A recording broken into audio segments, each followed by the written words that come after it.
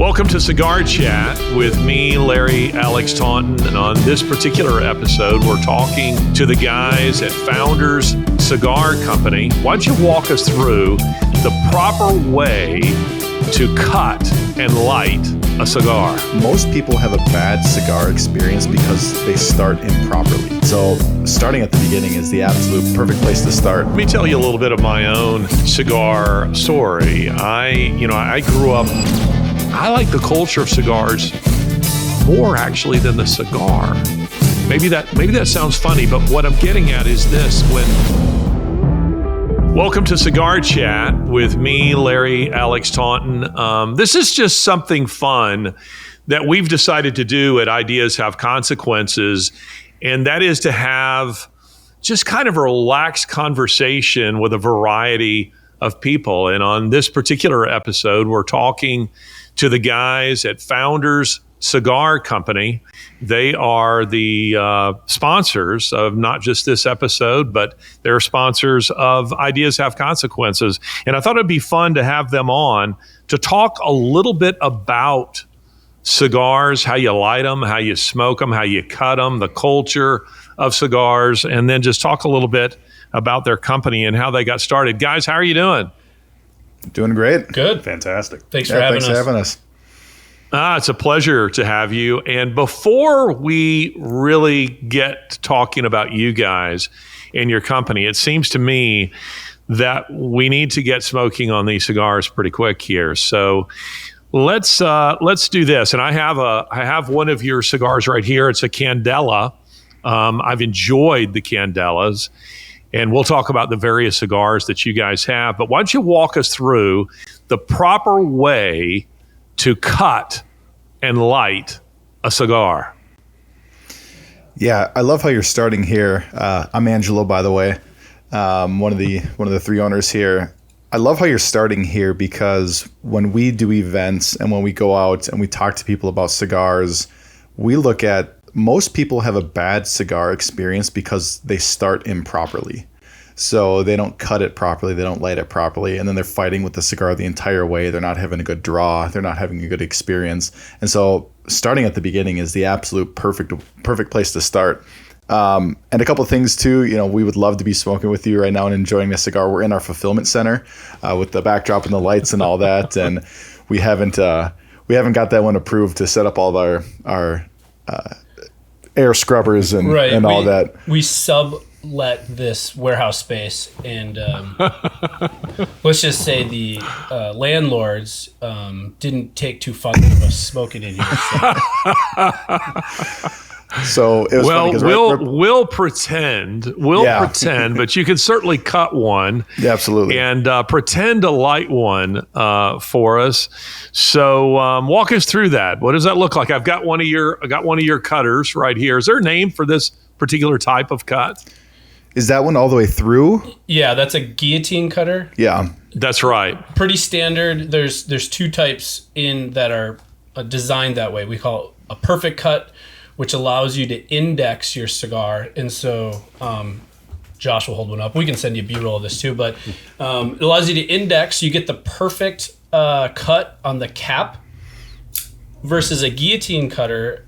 You kind of have to play this game where, okay, how much do I take off the cap? And especially someone that's new or inexperienced, might too much off or you take little off. And of course, that's going to impact the draw of your cigar. So what you have there is our guillotine cutter. Yeah, and that one, the difference between the one that Josh has and the one that you have is you could put the cigar all the way through the middle if you wanted to. Don't recommend that.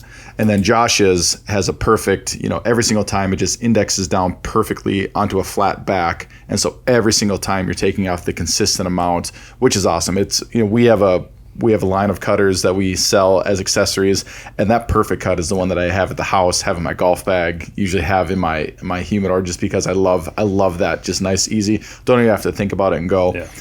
But a couple of things to think about when you're cutting a cigar is you have the cap, which is the end you cut, and you have the foot, which is the end that you light.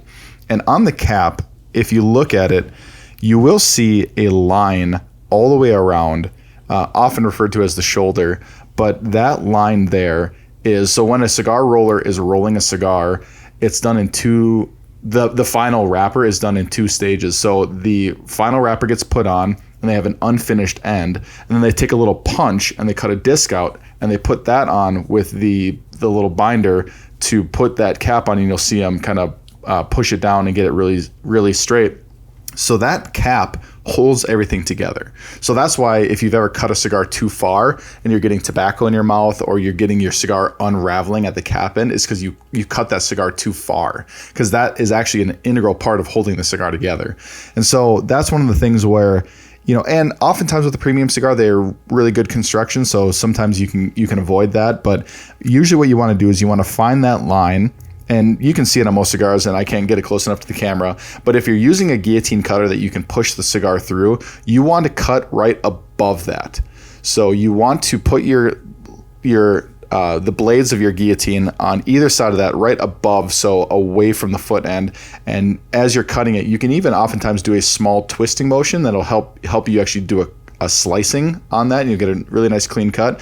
But oftentimes what we'll tell people is find that line, go on the above that, and just nice and easy, nice, quick, clean. You're going to get a nice clean cut, and then you can just inspect. But most of the time, that's where people will go wrong, is they'll either cut too little and they'll not actually get through the cap and they won't get a good draw, or they'll cut too much and then it'll start unwinding on them. Larry, you drink wine? You a wine drinker? I will occasionally. You can use the guillotine cutter like you're taking off the cap of a wine bottle, right? So if you okay. You know what I'm talking about, what's that device? That's a great, yeah. So you're basically just kind of twisting it. Yep, and you're just putting enough pressure where you're wanting to take off the paper, the wrapper on the cigar, but the paper on a wine bottle, and you're just kind of taking that cap off, and that cap will then come off pretty easily once you've kind of done a 360 within the guillotine lighter. Okay. Kevin showed So I've cut this one. Just out of curiosity. I've seen. I'm sure they have a name that I'm unfamiliar with, but what I call the V cut. Mm-hmm. Do you see the value in the V cutter? It's all preference, and every question that you ask us today, I think a default answer would be personal preference. Right? Yeah. Okay. There are so many different tools that are out there, from cutters to lighters. The answer is, personal preference. Some people prefer V-cut. There's a little personal preference to it, and there's personal preference with the V-cut versus, especially the punch cut versus a straight cut, and how much you're taking off that cigar. It's going to concentrate the smoke a little bit differently. Yeah. So that cigar is going to taste a little bit differently the more concentrated that smoke is. The other thing, particularly like I said with the punch cut, is that it's going to slow you down a little bit. So some people smoke faster than others. That's going to change the heat profile on that cigar, and that's going to make it taste differently too. So it comes down to personal preference, but you're going to kind of get used to. I like a lot of smoke myself, so I prefer a straight cut. Yeah. But my dad, he was an old cigarette smoker. He likes the punch cut because he smokes really fast. So that's a good example of the differences between the cutters that might result in different personal preferences. Yeah, and I guess a rule of thumb with that too is that straight cut is going to open up the most surface area and the most volume through the cigar. The V cut is what I smoked a V cut for a long time because I liked how I felt like it still opened up the end of the cigar a lot, but it maintained a little bit more of the structural integrity around it, because you end up having the sides of it flare up a little bit because you're cutting a V right in the middle of it. Where you can sometimes go wrong with a V cut is not getting enough opening of that to pull air through the cigar. And then, like Josh said, the punch cut. I have a friend who swears by the punch cut. He smokes every cigar with the punch cut. And for me, I feel like I damage the end of the cigar more with the punch cut. It's probably just my big dumb hands. I don't have the fine motor skills to really get a clean punch on the end of that. And it's exactly as it sounds. It's almost like a cookie cutter.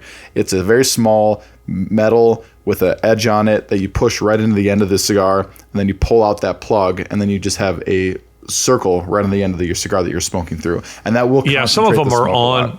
Some are on the lighters themselves, where they're just a little flick down punch cutter. Maybe it's on the bottom. Excuse me. Let's get this thing lit here. And what do we do now? So what's a proper light?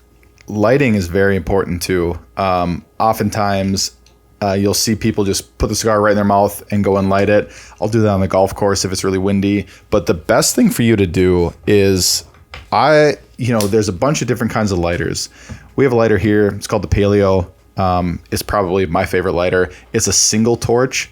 So it just has one very concentrated butane torch on the bottom of it. You can have 2 torch, 3 torch, 4 torch. You can have, giant torches. They all serve different purposes. With a bigger quad torch, yes, you can toast the end of your cigar a little more evenly, but where you're going to go wrong is if you over toast or over char, and you're going to really introduce some acrid flavors into your cigar by doing that. When we say toast the foot of a cigar, what we're talking about is you're warming up the end of a cigar so that you can get a nice even burn.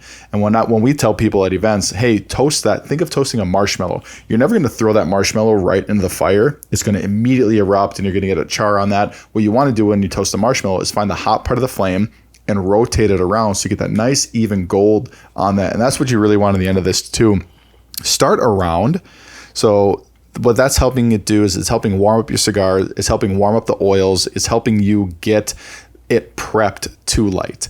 And so that's why I like a single torch, because I have a lot of fine control with that. So I'm just going to go around the edge of the cigar and toast that and really start. And sometimes if you get lazy, you can put the cigar right in the flame, but what you really should be doing, the proper way to be doing it, is hold the cigar over the flame, not even in the flame, so that you're not just igniting the end of that cigar.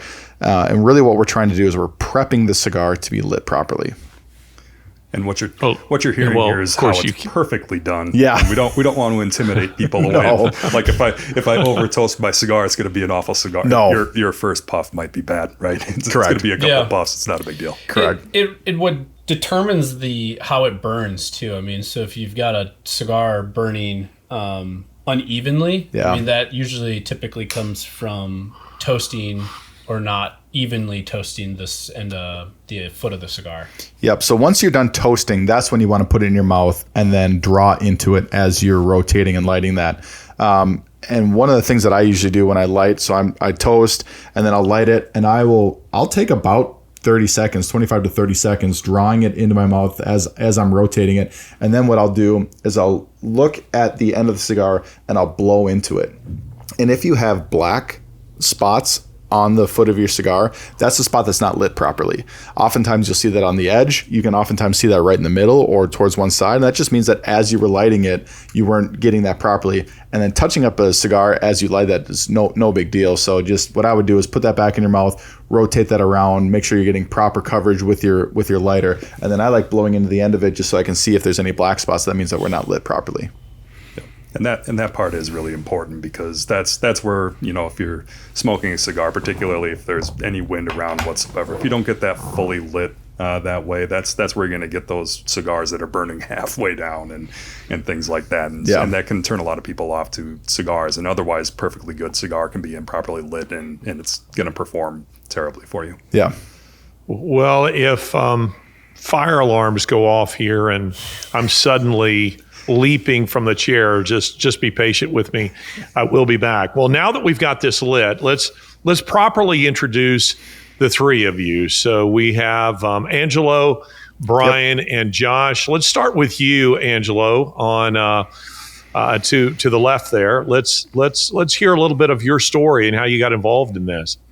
Yeah, so I always grew up liking cigars. Friends of mine, their grandpas would smoke cigars, and I remember going on vacations and being on the balcony and smelling someone smoking a cigar on the beach. So I always had that. My dad wasn't a cigar smoker, a pipe smoker, so I didn't grow up with it in the house or anything. And then Brian and I got into business. We were doing business consulting and sales development for different companies in the firearms industry. And through a series of events, we decided to transition out of that and create a company of our own that we could have product-based. We liked the consumable product scene. We loved business.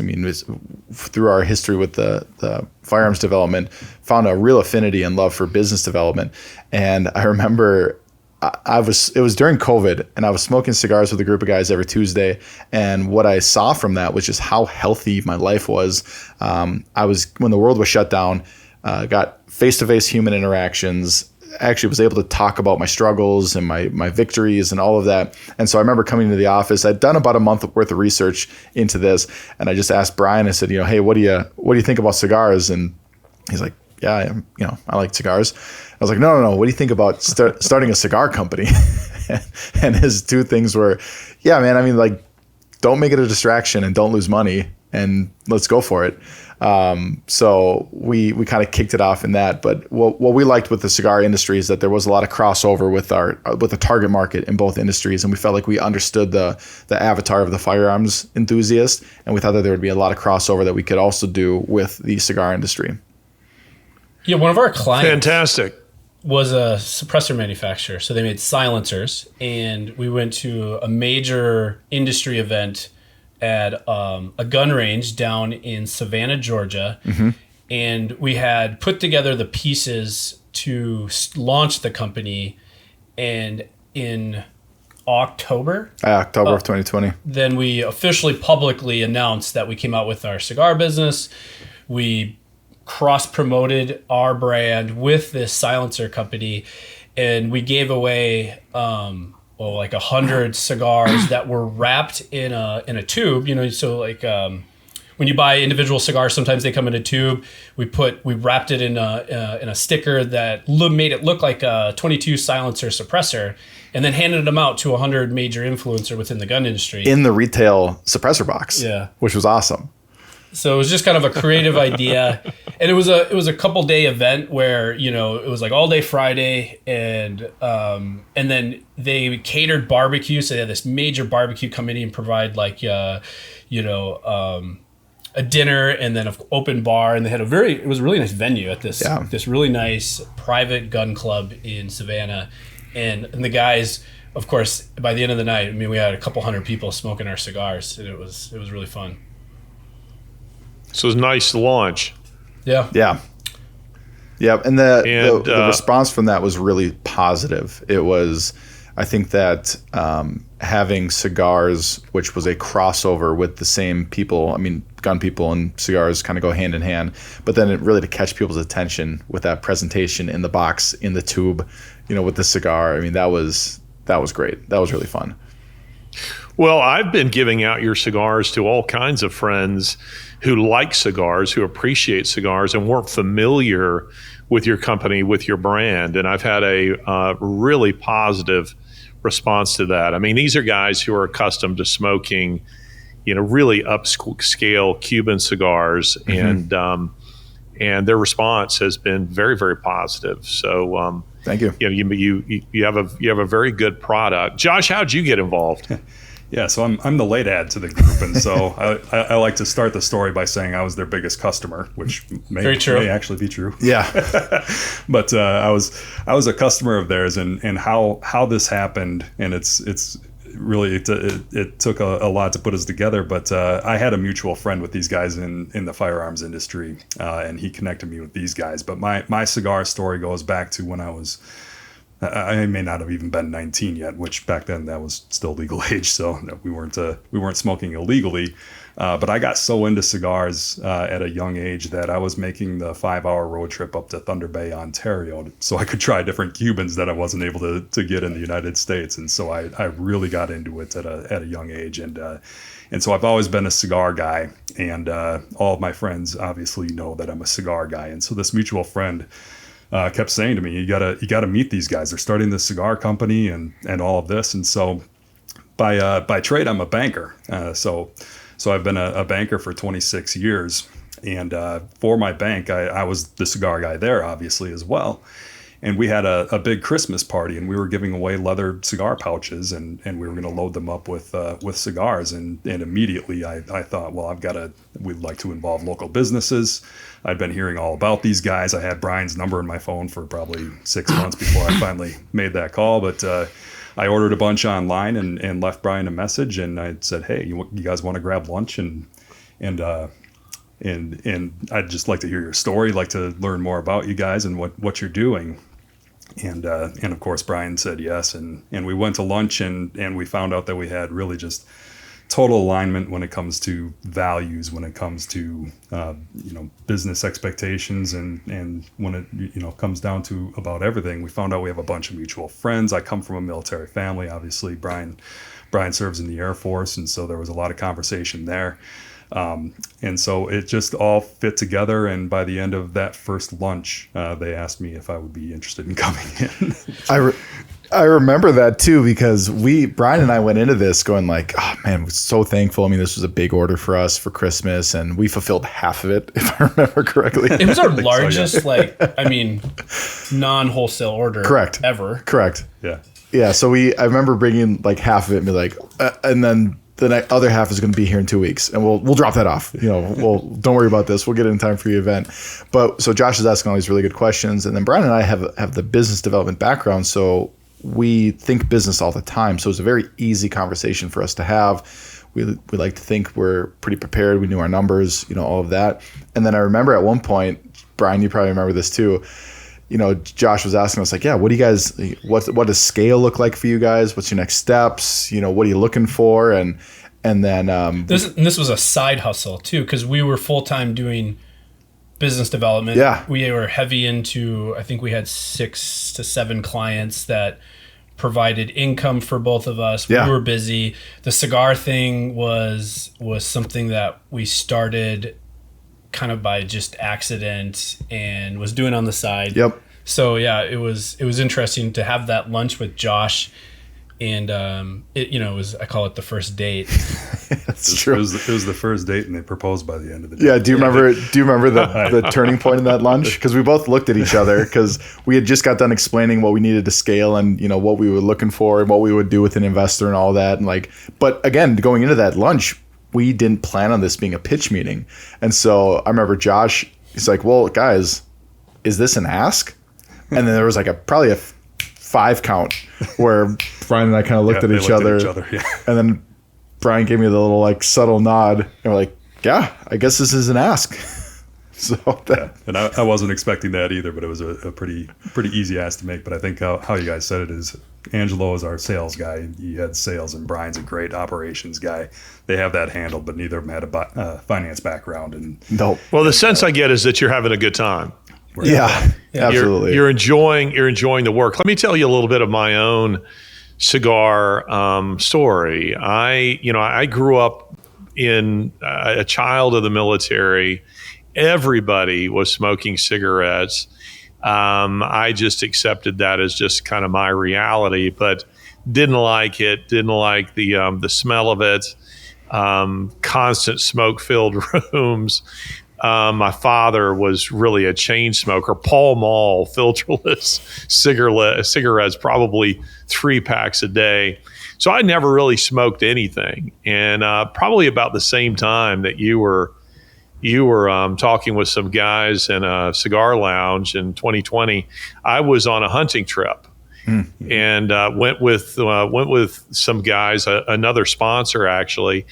And it was a great time, and we're all just sitting around in his hunting lodge. It's a beautiful place, and it's maybe 10 guys, and we've just had dinner, and wine is being served, and he starts handing out Cuban cigars. And he goes to give me one, and I said, not interested. I don't smoke cigarettes. You'll waste it on me. He said, Larry, you'll like it. And I was like, nah, I'm pretty sure I won't. And he insisted, and I did. I immediately thought, wow, this is nice. I really enjoyed it. And what I really came to enjoy about cigars, and we can talk a little bit about this, and you kind of hinted at it just a little bit, Angelo, in talking about gathering, with people during the pandemic, is that there is a culture to cigars that's, there's no culture to cigarettes. There's no culture to cigarettes. There's a culture to cigars that I think is comparable to what I see in a kind of coffee culture, mm-hmm. or wine culture. Mm-hmm. I lived in France for a period of time, went to a lot of different wineries. And even though I wouldn't say I don't drink a lot of wine, I loved the culture of wine. There was a beauty to it. And I loved the artistic process of making it. Yeah. And then I was in Cuba just a few years ago, and I'm going through Cohiba, and this colonel is leading me through the factory, and I'm watching the way in which all this is being done. I was just fascinated. Fascinated. And since I've started smoking cigars, and I don't smoke one every day. I certainly don't smoke several a day. But it's brought me into contact with people that I would otherwise never have a conversation with, because maybe of a political divide, maybe a socioeconomic divide, something along those lines. But when you go into some of these cigar lounges, which are popping up all over, you'll find yourself in conversation with people that in the normal course of life I would never meet. And I see that as, you use the word, Angelo, healthy. There's something very healthy in that, particularly in a society that is more fragmented since 1865. I mean, it's incredibly fragmented. And so being able to, interact with people who may not share my political views, I mean, reasonable people, and having the opportunity to engage with people who in some way are different from my normal, circle of friends, I think is terrific. And cigar people, they're different. They love cigars, and I found this to be true also overseas. I'm in Colombia, and I am sitting outside at the hotel, and I'm enjoying, in a nice veranda overlooking, the ocean. And multiple times people would come up and ask, "Hey, what's that you're smoking? Hey, can I join you?" This kind of thing. And it wouldn't have happened if I'd been sitting there reading a book or doing anything else. Do you find that that's true? Oh, absolutely. Yeah. One of my favorite stories is the trip that I took down to Virginia.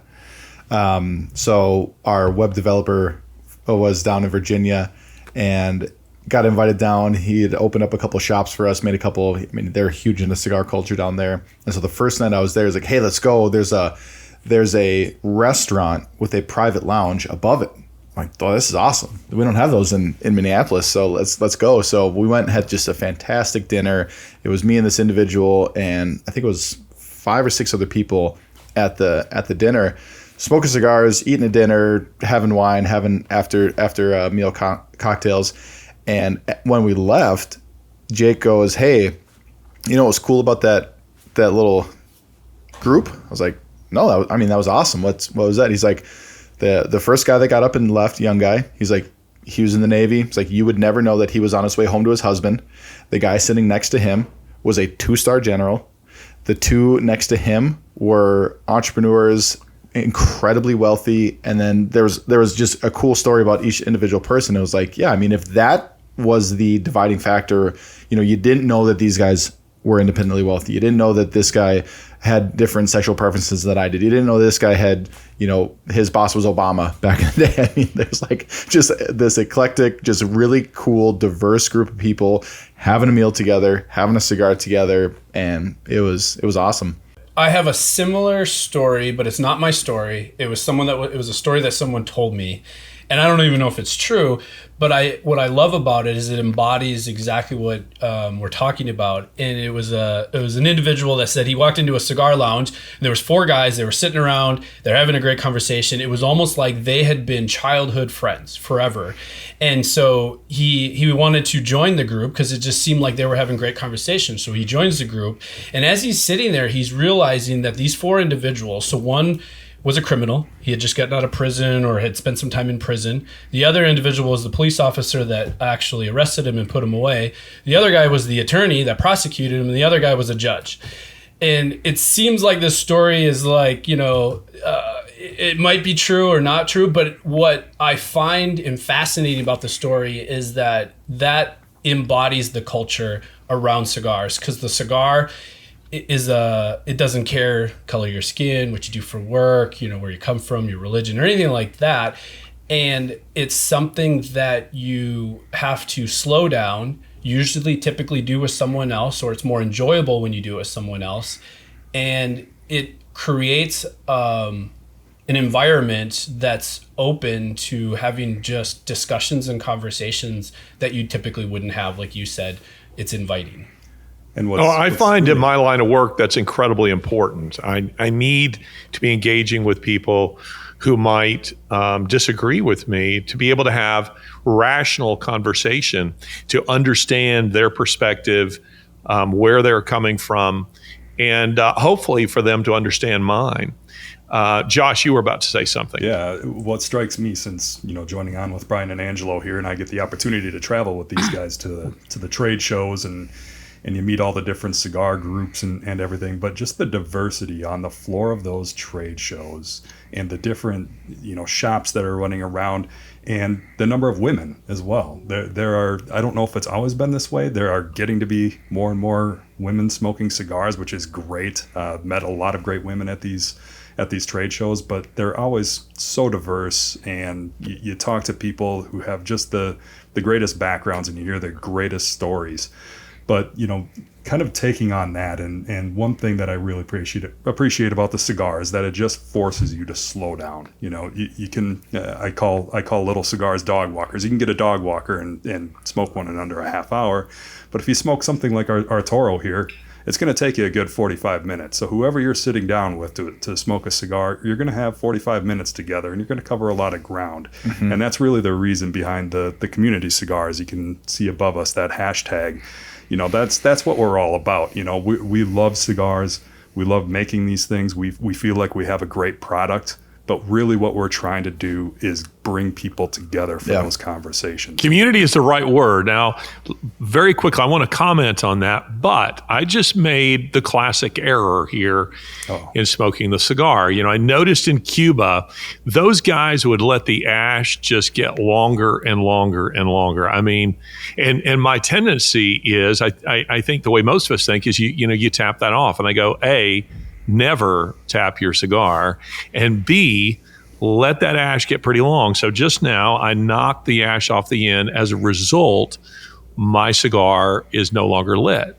So do you relight the same way that you lit it initially, or is there a trick to that? There's two things when relighting a cigar.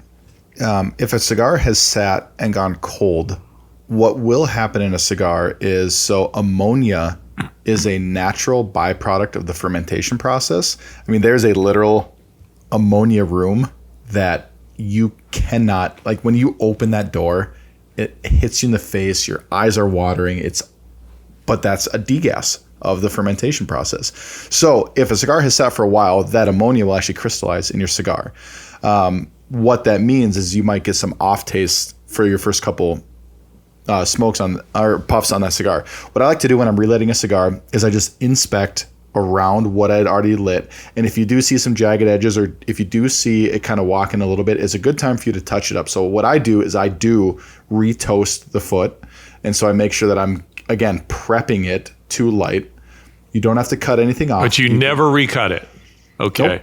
Nope. So you should be good to go. It should still be the same cigar that you were just smoking. What I would do though is, another thing, if you do have any ash, try to knock that off, blow that off, because it won't light. It's just the ash on the cigar. So try to knock that part off. And then so just give it a little bit of a toast, kind of bring that thing right back up. And then after you get done toasting it, blow out of the cigar. And what that does is it helps clear out that ammonia that may have crystallized in your cigar, and then you can go through with your drag and relight process as you're pulling it in your mouth. And I don't look at that as an error. I mean, almost every time both Angela and I we talk a lot, especially with your other people, and so I would say very often my cigar will go cold because I'm talking too much. Yep. And I just get in the habit of touching it up several times during, a sitting. So it's not, yes, I think someone that's new, a novice, might think it's an error, but I think just means are you calling me a novice? Not at all. No. No, I am. Have a good conversation. I really am. I really am a novice when it comes to these. Continue. I'll give you a little background. I grew up in the 80s. My dad smoked pipe tobacco. And so grew up, I had one sibling, an older brother, and my childhood, I remember after dinner, very traditional Catholic culture, we would flip the TV on, and my dad would sit in his recliner and smoke his pipe tobacco while me and my brother sat on the floor in front of him. And fast forward, he has pivoted into cigars. I can't remember the last time I saw him light up a pipe tobacco. But even my dad, who I consider, this guy has been smoking for, what is he in his 70s? So he's been smoking for 50 years. He doesn't even understand, or I'm teaching him things that he didn't know. These are just nuances that I've only learned because I'm immersed in the culture and because I own a brand. But I've watched my dad light cigars, or I've watched him do things that, most people in the culture would say that's, something that a novice would do. But I don't consider my dad a novice. He wouldn't know. It's not like my dad's the YouTuber. He's watching YouTubes, or he's trying to, become an expert on etiquette. And I think that is kind of a misconception, is that, people are scared to jump into cigars because they don't know. And so then when you walk into a cigar lounge, you got all these people, and everyone's thinking that everyone in that cigar lounge is an expert. And the absolute 180, that's actually a misconception. Well, they all love to teach you. They love to teach you. So if you go in and admit, they are all ready to talk cigars and to tell you how to do it. So I've never sensed any condescension among cigar people. And that's with a capital C and P. There are cigar people. They're different sorts. And what draws them together is that they do love cigars, and they have that commonality, whatever their backgrounds are, which I just find refreshing, and I find a lot of fun. Here's an interesting little story I learned. I stopped at a cigar lounge. They've popped up all over the place, as you well know. And I stopped at this one looking for a Davidoff. This is maybe a year ago, and the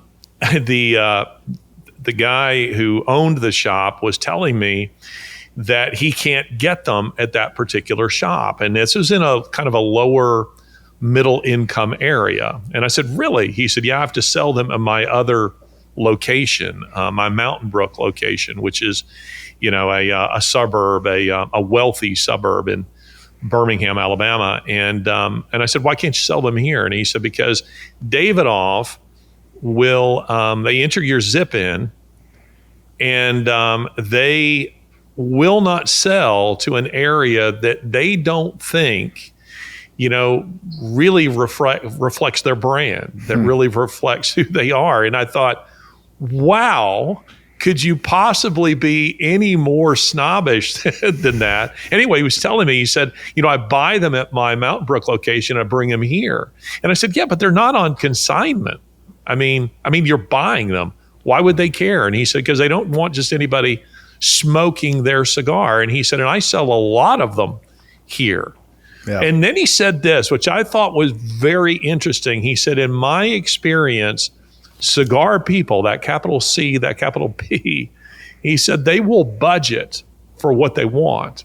He said, it's not a matter of their income. It's a matter of whether or not they like quality. Mm-hmm. And he said, so I sell quite a few of them here. But is that kind of snobbishness reflected in everybody who sells cigars? Absolutely not. I would say there's a spectrum, and Davidoff is over here and Founders is over here, right? Yeah. So that's, we're talking you about guys don't strike me as uppity. No, so the word, let me just say the word I've used once already is intimidating, and that's the last thing we want to be in cigar people. You said it, it's a very welcoming community, and you said you made a novice mistake, and let you tipped your ash too soon and all. Well, who cares, right? If you're a cigar person, we want to sit down and have a cigar with you. But early on in this partnership, we got together and we put some words down on paper that we wanted to describe us. And I would say the word that I use more than any other is approachable, which is going to be the opposite of intimidating. And, I'm not going to say that we're the only approachable brand out there. There's a lot of cigar brands that are doing a great job of being able to bring people in and bring people together. And they're not the Davidoffs in the world that are going to be, only in certain zip codes. They're going to be everywhere, and they want to have a cigar community the same as we do. But we use approachable for ours. And that's exactly what we want to be. That's why we put, videos just like how to cut and light a cigar. We put those videos on our website because we want people to be able to take a look at that and not be intimidated when they buy a cigar. Not, don't have that factor when you're walking. Don't be nervous walking into a cigar shop. Let's give people your website. Tell them your website. Where can they find you? Yeah, founderscigarco.com. So all one word, founderscigarco.com. Yep. Yeah, and that's very good. When I think about my entry, when I really got serious about cigars, it was probably, I'm just going to make up a number, I don't know, 10, 15 years ago. And I remember there's a store in Maple Grove, which is a suburb of Minneapolis. And I walked into that store and I told the guy, I was like, man, I have no idea what I'm doing. I don't feel comfortable in here. And the guy's name is Cole. He's a humidor manager there. And we don't do business with that store now because it's the premier lounge in that area. But every time I see Cole, like, he's just such a welcoming person. His whole thing is he knows every cigar in that humidor, and he asks questions like, what do you like with coffee? What kind of other beverages do you drink? What kind of cocktails do you like? What are your food preferences? And so he took the time. For me, I was only going to buy probably 2 cigars, but he walked me through the entire humidor and said, yeah, if you want to spend a little bit more money, this is great. But if you don't want to spend money, this is almost very similar to a wildly different price point. Here's your differences. And I'll never forget that experience. And I will say this, yes, there are snobs and there are jerks in the cigar industry. It happens.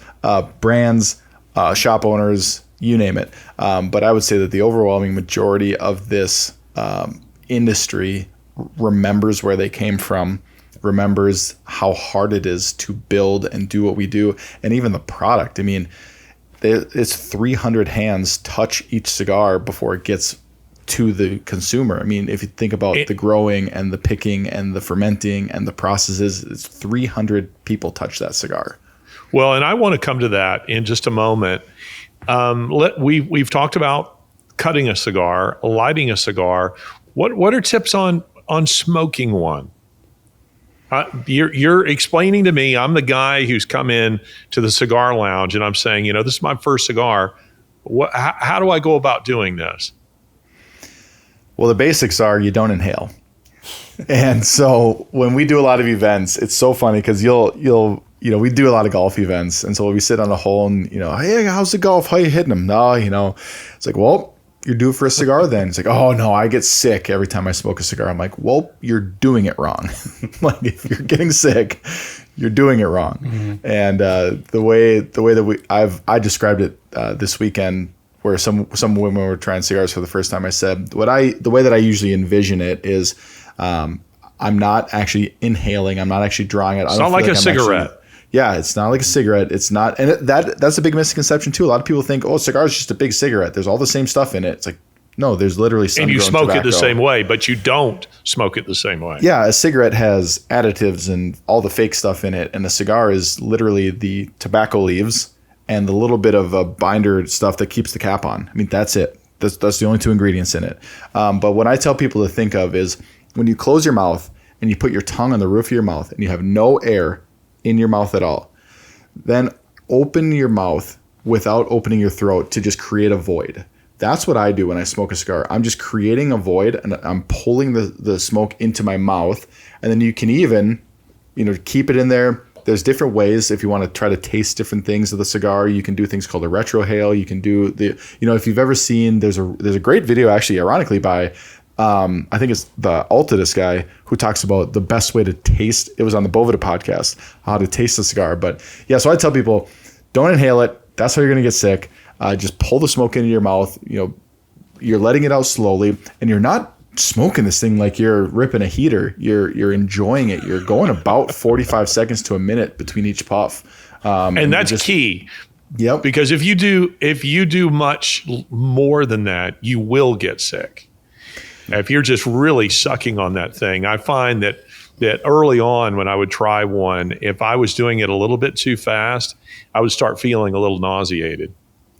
Yeah, I mean it's too much heat, right? I mean you're heating it up too fast. You're getting a burn temperature that's too high. It's like coffee. I mean, we talked about coffee earlier. You know, when you brew coffee, I mean, there is kind of a window ratio of water to ground ratio, the size of the ground, of course, but then the water temperature and the duration of which you're adding the heated water to the coffee grounds. So there's a science to making the cigars and smoking the cigars, but don't let that be kind of intimidation. It's fun to learn. I want to emphasize what Angelo just said, that these don't have, you're not putting chemicals in them. These don't have that. It's just the tobacco leaf and the vegetable, cap on it. That's it, right? Yeah, it's like what do they use? Either a gum or a sugar. Kind of a sugar. Yeah, solution. to keep the cap on and keep the things together. It's a FDA. I mean, it's a food product that's consumable and it's a natural derivative of. And I'm trying to think of the plant that it comes from, but it has that binder. Tacky, sticky. Yeah, it's like a glue. But yeah, what's cool about cigars is. So we'll go into the construction of a cigar now. Remember how earlier I said you could put that guillotine cutter halfway through the cigar and cut it? Well, a really cool thing to do someday, if you ever get a damaged cigar that you're not gonna smoke, I would suggest you actually take that cigar apart. And I learned this down at the factory. So if you take your cigar on the cap end, so how we talked about being very delicate, taking the cap off, go right to where the cigar evens out. So it's not getting capped anymore, right where it evens out, and cut that. And what you did is now you're able to find the seam and unroll your wrapper.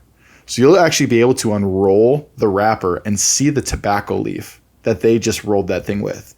The next part that's going to be underneath that is it's your binder. What a binder is, so there's 3 parts of a cigar. Your wrapper, which is what looks nice. It's the outside of that cigar. And here's a little bit more education. So that cigar, you said you were smoking a Candela. If you hear someone say, I'm smoking it's a Maduro. smooth. It's a smooth cigar. Yep. If someone says, I'm smoking a Maduro or a Habano or a Candela, what they're referring to is what the wrapper is on that cigar. If you were to say what's in that cigar, you would say, I'm smoking a Candela with I'm gonna put myself in the spot here. Corojo. Yep, Yeah. with a Corojo binder with Dominican and Nicaraguan fillers and a hybrid tobacco leaf in there, because that's everything that's in that cigar. But people just refer to the wrapper that they're smoking. So when you pull that wrapper leaf off, the next thing in there is the binder. A binder is typically a second grade or a not as nice looking wrapper leaf. And what that does, it is essentially holds all the filler together. And then the inside of it is the filler. And the filler, you'll hear 2 things. Long fill and short fill.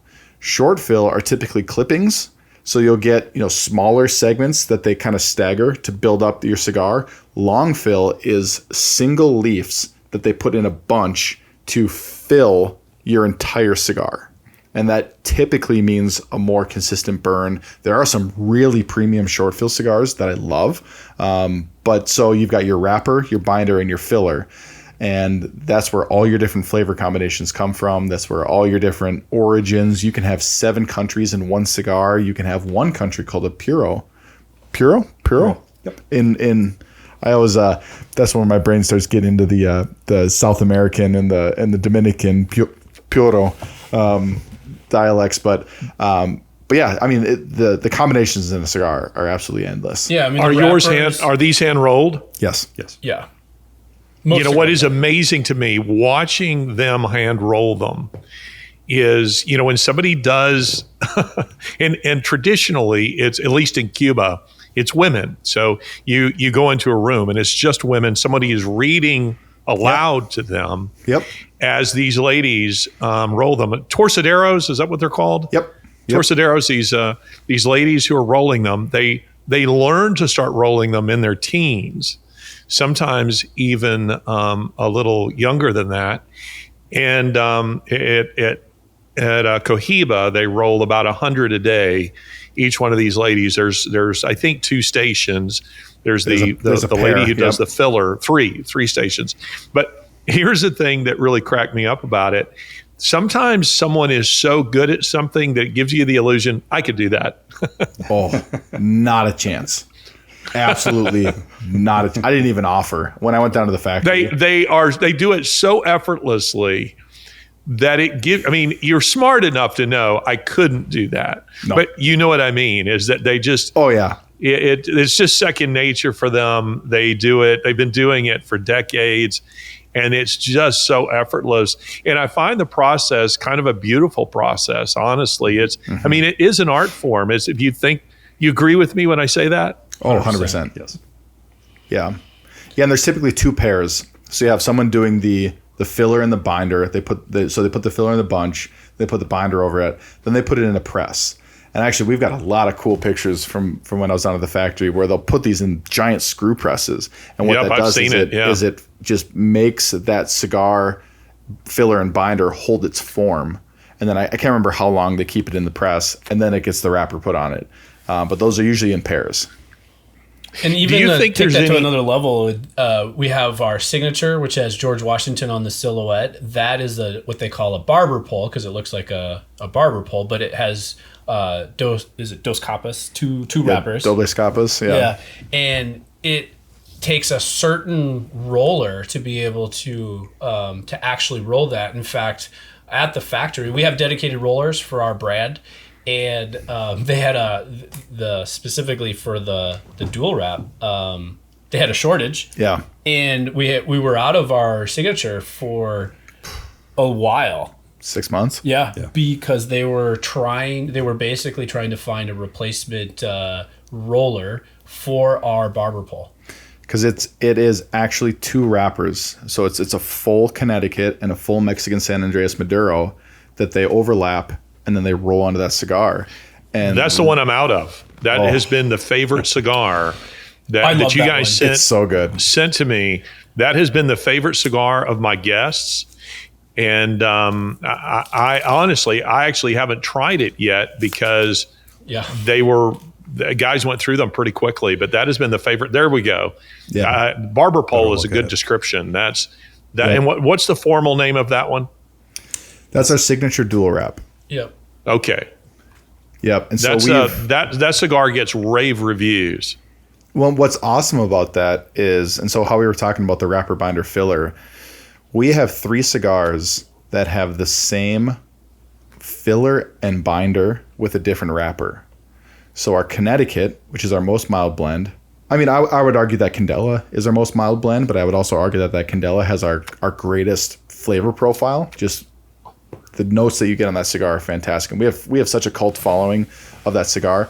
But our Connecticut is our most mild blend. Then our Mexican San Andreas Maduro is the same binder and filler with a deep, really rich wrapper over the top of it. And then our dual wrap is obviously those 2 cigars with both of those wrappers over it. So it's a perfect marriage between the 3 cigars.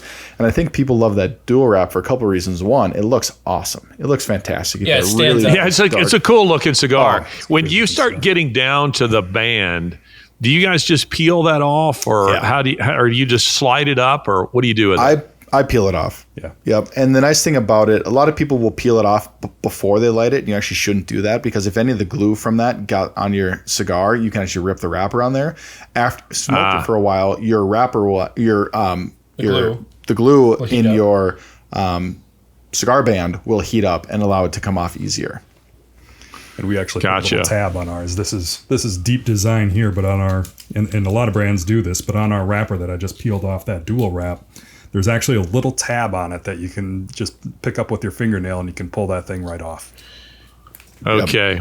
Yep. Very good. You should walk us through the design of this too. Oh yeah. Before we do that though, I want to point out, because you started talking about wrapper, and we have the same binder and filler on 3 of our cigars. That's how important to the flavor profile the wrapper is. The majority of the flavor of this cigar is in that wrapper leaf, which is kind of surprising because I'm sure it's a well. Here's a little bit of trivia for you guys. We'll see how well you know your cigar. So I have here.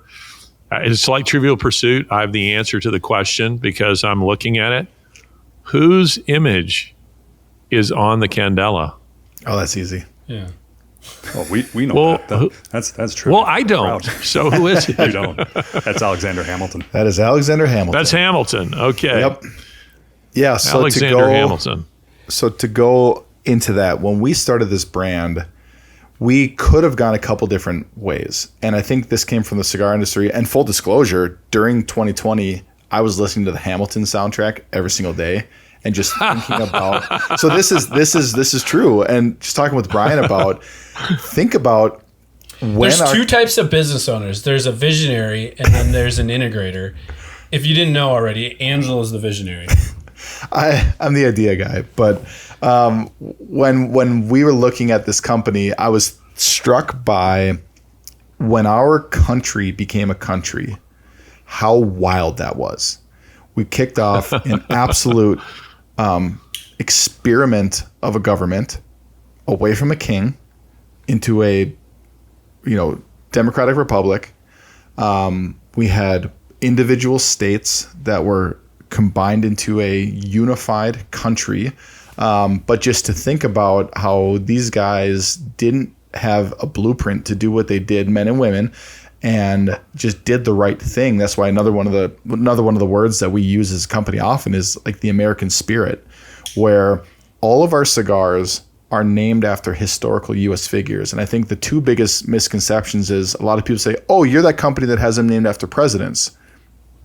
There are some. I was going to say, where's the Biden? It would be appropriate. It would be appropriate to put a Biden cigar on your website, but no one be able to find it.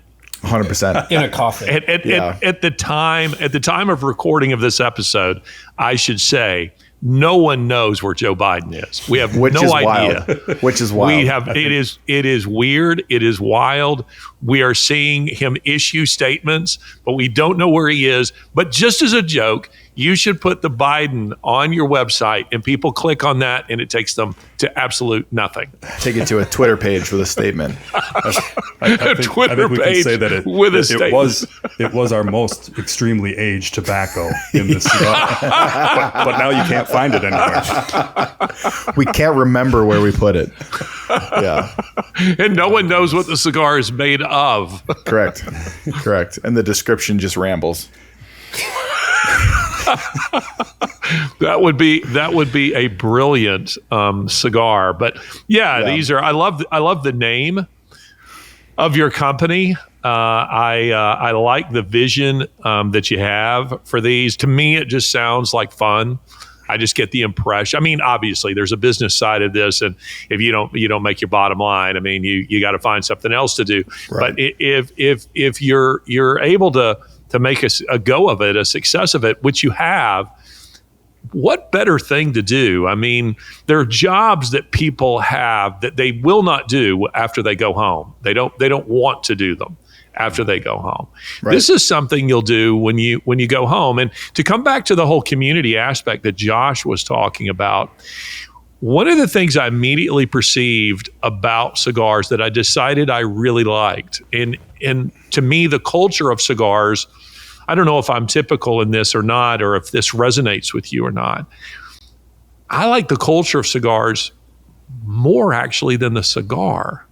Maybe that sounds funny, but what I'm getting at is this: when I would sit down with a friend, let's say, after dinner, and we go to the porch, and he lights a cigar, I feel kind of privileged. And it's because I know he's settling in to a conversation.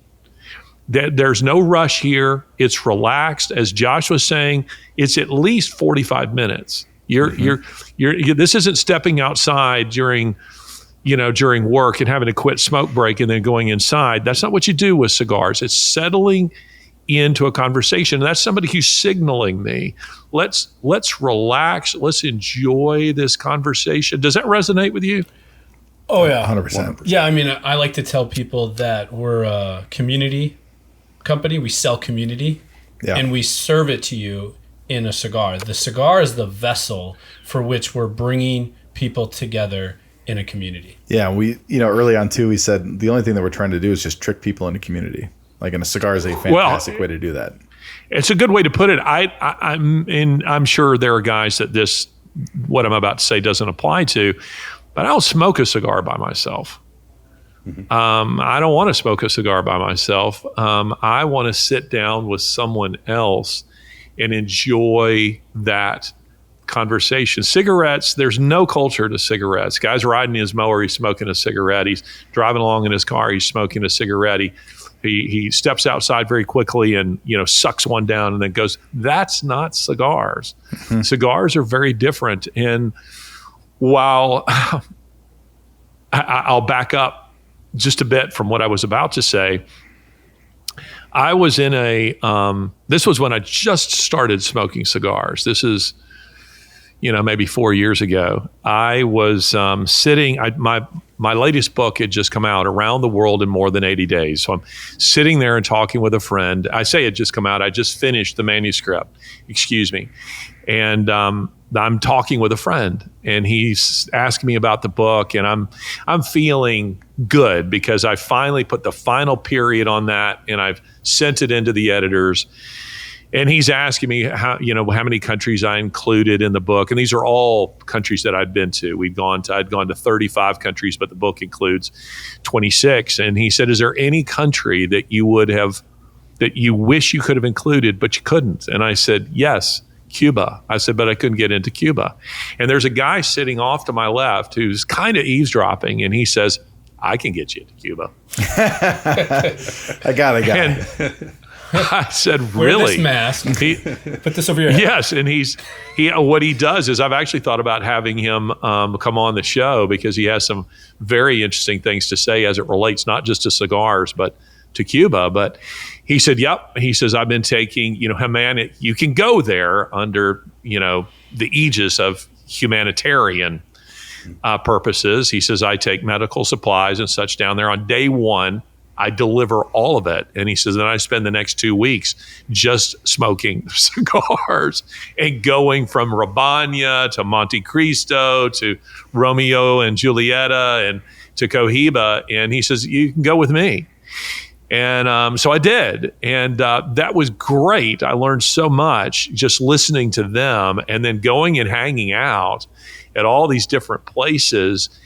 And I just loved listening to these Cubans from these old families talking about their craft and what they do. Now, I probably can't go again because I think it was on maybe about day 3, the Cuban police came looking for me, and suddenly the people in my group want to know who I was and why the Cuban police wanted to have a chat with me. And I'm very Googleable, and I didn't have nice things to say about communism. And needless to say, I probably shouldn't go back there again. But I was fascinated. Yeah. I was fascinated with the culture surrounding the cigars and with all these guys who otherwise would never hang out. I mean, when would I be when would I ever in the normal course of life be sitting and talking with a colonel, a communist, a hardcore communist?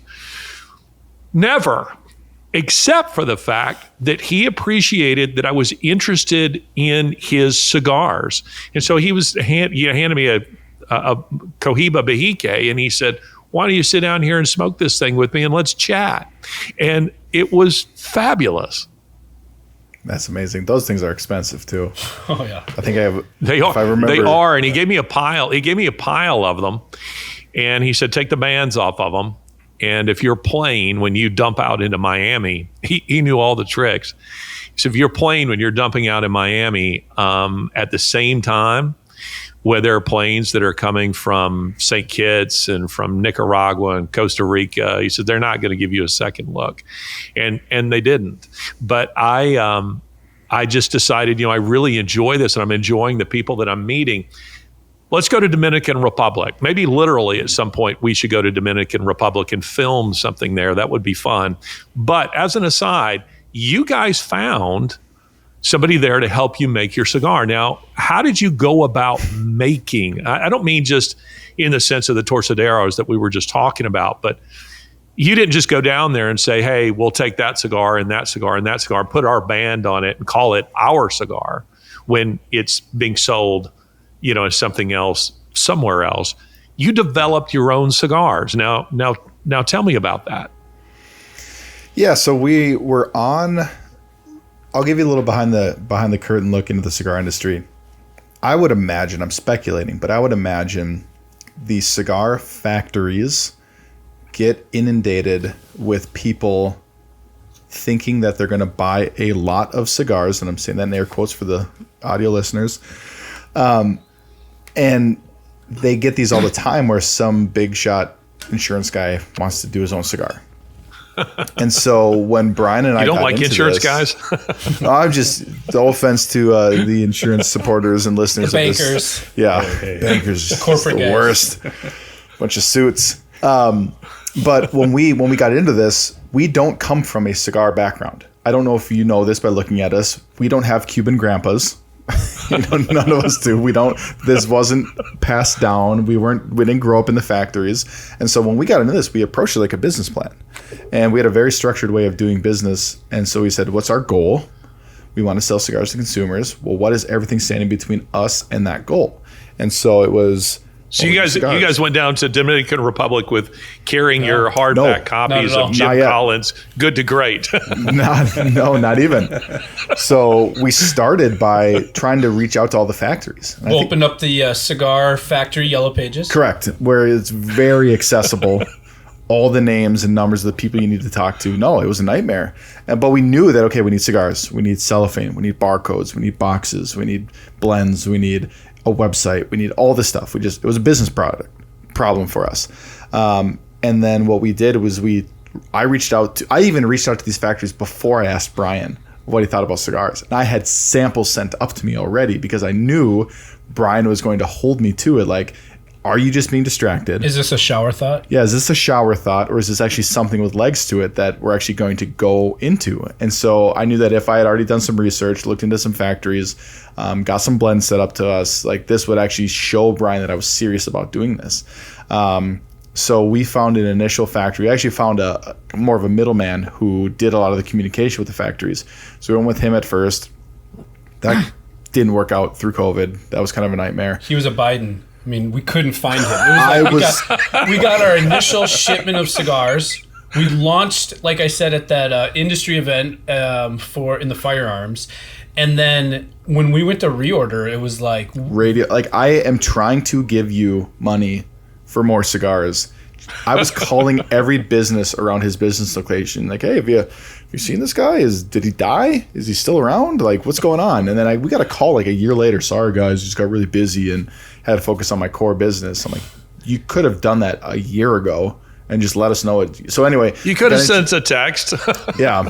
Then anyway, we got introduced to an actual factory then. This is an onion, by the way. As we're peeling back layers, we're like unpacking mysteries that you wouldn't know existed from the outside. You as a consumer, you don't know how the intricacies of how the nuances of how an industry works, and so we're learning this. I mean, It was a learning process that first year for sure. Yeah, and the way that Brian and I operate is we usually have an hypothesis, and we say this is what we think. This is what we think is going to happen, and we usually go down that path until we get more information to either confirm nor deny, or not deny, confirm or redirect us in our thinking. And so we just made a hypothesis. This is what we needed, and that's why we launched with 4 blends in 3 sizes, because we thought that we needed all 3 sizes to go to market.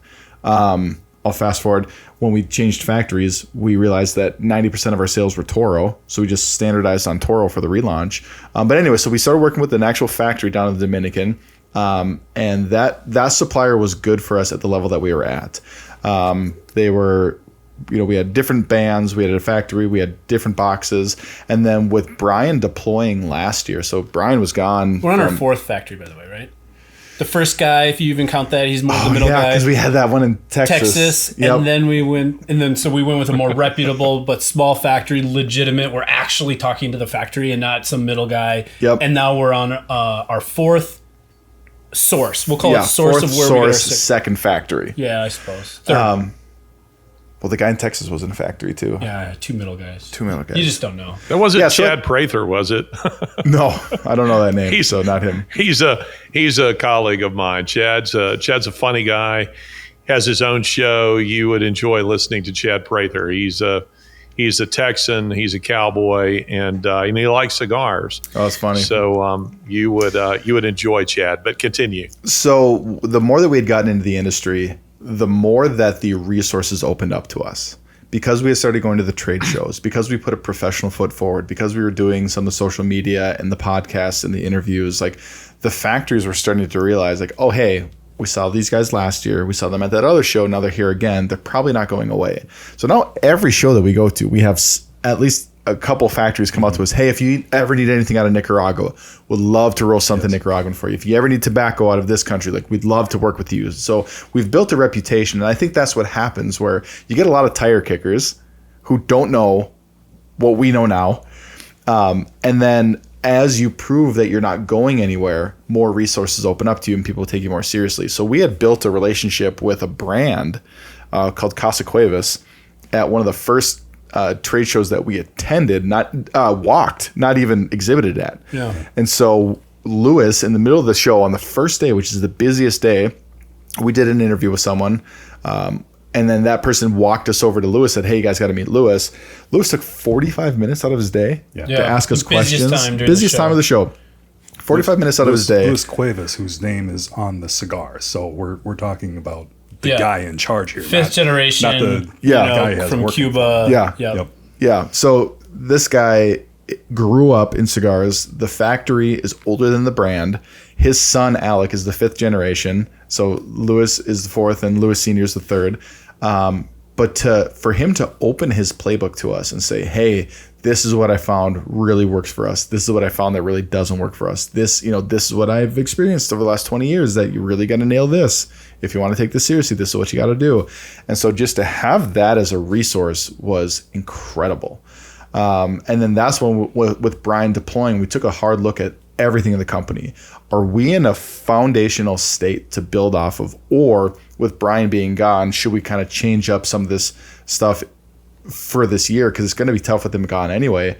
And we opted to change factories, change boxes, change bands, look at the blends, make sure that they were the best blends that we could put together, and really kind of took a lot of the big key pieces out of the company, redid them at the beginning of last year. Yeah, so exactly a year ago, so in July, we launched our blends that you're smoking now with the Cuevas factory. And that is in Dominican Republic. Correct. That's Correct. So how often do you guys make a trip down there? Angela is the only one of us that has made the trip to. So the previous factory, we never went and visited them. You went to their distribution center down in Melbourne. Yep. And but we've never been to their factory. So they're a smaller, less well known, but been around for a couple generations. Mm-hmm. They were making this previous blend, which we carried us into growing the brand. So we built a reputation on them, quality cigars. But what we didn't know is that shops, one of the first questions that shops ask us when we're trying to get our cigars into their humidor is who makes them? Like, what factory do they come out of? It is, I think a misconception is that every brand makes their own cigars. Yeah, that's not true at all. There's, I don't know, maybe on two hands, maybe my hands and your hands are probably the factories that make all of 90% of the cigars in the industry. And so it's common that, the fact that similar brands that are sitting next to each other on the shelf in the humidor are made in the same factory. But the brand that carried us into where we're at is also in the Dominican, and then we made this pivot to Lewis and Cuevas factory and launched in July of last year. Yeah. Because the Cuevas factory is one of those factories and those families where there's a guy that we've sat next to at almost every trade show the last couple of years, and he's like, "Man, why don't I roll for you? I'm in the Dominican. Why don't I roll for you? Why don't you come down, visit my factory?" And I'm like, Lewis rolls for me, and his actual response was he put his hands and he kind of did one of these. And he's like, "Oh, you're in good hands." Yeah. So Larry, you're going to want to ask Angelo about the blending process, because this is one of the most interesting things that we've probably done. But ask him about the blending process. I want to touch on one quick thing, because we mentioned that the Cuevas family was originally in Cuba, as many of these families are that own factories that have their cigar brands. And there's different cigar brands that have a Cuban brand and a Dominican brand or a Nicaraguan brand. And a lot of those families came out of Cuba, and so I would love to see relations with Cuba sort of normalize and to bring that part of the cigar industry back into the American market. But in the meantime, what happened was put some really good tobacco people and cigar people in these different countries, and they really elevated the product coming out of the other countries. So now I'm a Cuban cigar smoker myself. That's what I loved throughout sort of the learning process of cigars. But there are Dominican cigars and Nicaraguan cigars and cigars from other countries as well that are maybe not quite up to Cuban standards, but they are very close. And it's a great time to be a cigar smoker, because there's, I smoke mostly our cigars, but I smoke a lot of other brands too, and larger brands and smaller brands. And the product out there, the standard of the product right now is really good. And I think that sort of what happened in Cuba with those families spreading out is a big part of that. And I think, ultimately, that certainly may not have been beneficial for those families, and certainly not for Cuba. But for cigar smokers out there, I think what happened may be beneficial to that entire industry. Without a doubt. Several years ago, I was touring. I was in Cognac, France, and I was touring Remy Martin, and they had. I don't drink cognac, but this was a fascinating tour of the process of doing this. Again, an art. And the person who was leading this tour said to me that the cognac industry was nearly dead, I don't know, 20 years ago. And it was brought back to life because hip hop artists became very interested in cognac. And they said, and it's just revitalized the whole industry. And they told a couple of funny stories. Doesn't really relate to what we're talking about, but I'll tell you one anyway. I'm looking at a 30,000 euro bottle of cognac. So these are aged 50 years. So the guys who are making it never get to experience the product that they're making 50 years that they're aged. And they said, yeah, we'll see some hip hop artist come in here and he'll drop 30,000 euros on that and then pour Sprite in it. And they said, and we're just beside ourselves that they're ruining it. But we think, okay, you paid 30,000 euros, you do what you want with it. But there's been a resurgence in interest in cigars. Mm-hmm. I don't recall seeing, maybe I just wasn't paying attention, but I don't recall 20 years ago seeing cigar lounges. And now they are just everywhere. Mm-hmm. What's the hip hop artist equivalent? What is led to the popularity, the resurgence in popularity in cigars? Do you have any idea? Rush Limbaugh. Arnold Schwarzenegger. Yeah. Okay. Well, I could see that actually. Yeah, that would make sense. You put those kind of faces. I mean, even what did I just see? Xander Schauffele on Cigar Aficionado. You know, the cigar. I think Schauffele was not the British Open that he just won, but earlier this season after the PGA Championship. I think I saw him with a Cohiba, and that made the Cigar Aficionado. But Joe Burrow. I mean, after winning the Super Bowl or the LSU the championship. LSU champ. There you go. Thank you. Yeah, Joe Burrow is famous for having a cigar, and so I think, you know, all of a sudden you see a guy like Michael Jordan and Joe Burrow sees Michael Jordan, and now you see all these guys with cigars, and there's a bit of a cool factor. Yeah, I think you've seen it through pop culture with Arnold Schwarzenegger and Michael Jordan and, you know, some of those people on that caliber. But I also think Joe Rogan more recently. But I think what you also see is that there's a divide now between the people that think cigars are just big cigarettes. I think that there is that education. I think that there is. I mean, the FDA just lost a major lawsuit against the cigar industry because the cigar industry countersued them, saying that you actually didn't take these studies into consideration when you did sweeping bans and sweeping regulations. And because one of the studies was from, I can't remember the 3-letter organization, but it basically said that the health impacts from premium cigars are negligible as compared to cigarettes and vape. And those were omitted from the findings in the lawsuits and all that. So I think that there is a different understanding around cigars, the cultural impact, the community impact of that. But yeah, I don't know if there's one big resurgence that has caused it. I mean, COVID. I mean, I've heard this within the industry is that during COVID, the uptick in sales. I mean, brands are healthy coming out of COVID. And in fact, we're kind of seeing maybe some after, just because of, you know, record sales happened in, you know, 2020, 2021, probably carried into 2022, 23 and 24 now are maybe starting to plateau. But there are an abundance of new cigar smokers coming out of COVID for sure. Mm-hmm. Mm-hmm. And would you agree with me that maybe 15, 20 years ago, you wouldn't have been able to do this? There might not have been the market for it that there is now. Yeah, without a doubt. Certainly in the 90s. I mean, the cigars famously surged in the late 90s, and then they took a little step back. Yeah. But I think they've been growing pretty steadily ever since. Yeah, I mean, the tobacco tax has affected. Every state is regulated differently from the Department of Revenue. In Minnesota, then we've got some politicians that have, advocated for a fixed tobacco tax.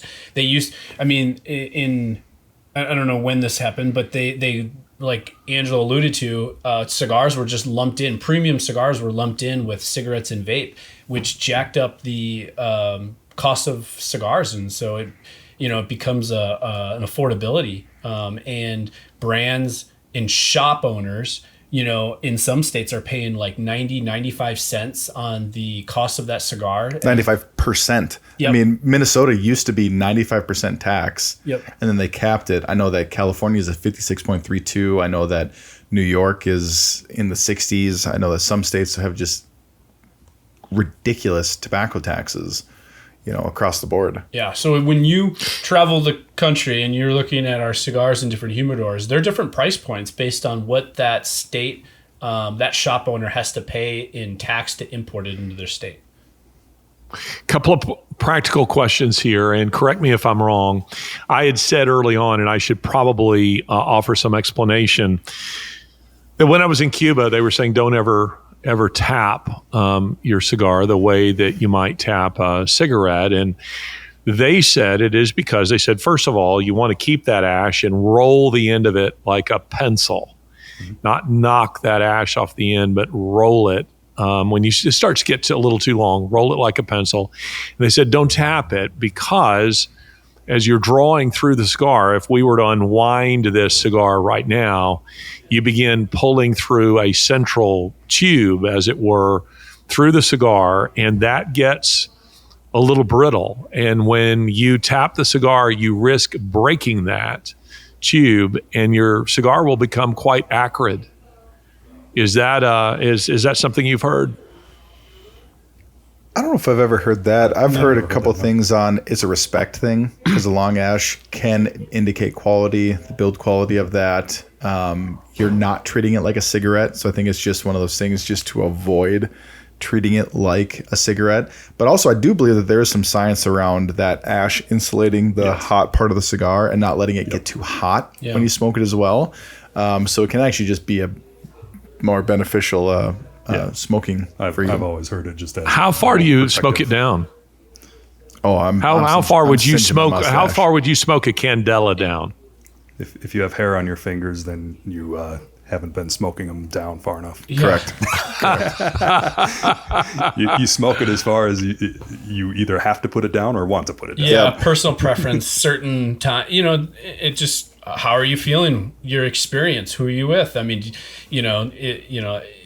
I think that determines how much of a nub you're going to smoke it to. In fact, they make with the needles, if because I can't hold it anymore, so I'll put this needle in it so I can just. I have seen guys with those things, but the flavor changes. I find it becomes a little bitter when you smoke it down too far. I mean, for me. Yep. Okay. Yeah, typically what you'll do is you'll hear cigars talked about in thirds. Yep. So your first third, second third, last third.